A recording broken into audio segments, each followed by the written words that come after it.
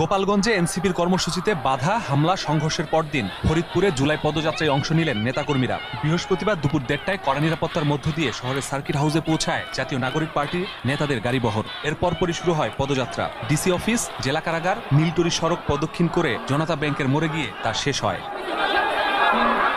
বিকেল 3টার দিকে জনতা ব্যাংকের মোড়ে পথসভার মঞ্চে বক্তব্য রাখেন এনসিপি সিনিয়র নেতারা। এ সময় গোপালগঞ্জে আওয়ামী লীগ ও নিষিদ্ধ ছাত্রলীগের ন্যাক্কারজনক হামলার তীব্র প্রতিবাদ জানান। বলেন, বাংলাদেশের মাটিতে আওয়ামী লীগের ঠাঁই হবে না।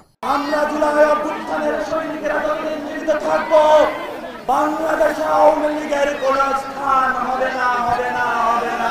দলের আহ্বায়ক নাহিদ ইসলাম বলেন, এনসিপি শান্তিপূর্ণ রাজনীতিতে বিশ্বাস করে বলেই গোপালগঞ্জ থেকে ফিরে এসেছে। হামলাকারীদের দ্রুত গ্রেপ্তার করা না হলে গোপালগঞ্জে গিয়ে মুজিববাদ মুক্ত করার হুঁশিয়ারি দেন তিনি। গোপালগঞ্জের সাধারণ মানুষের পাশে আমরা আছি।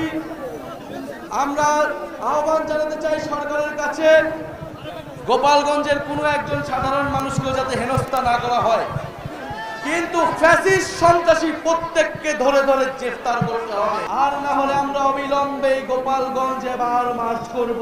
বিচার আদায় না করে আমরা রাজপথ থেকে উঠে যাব না।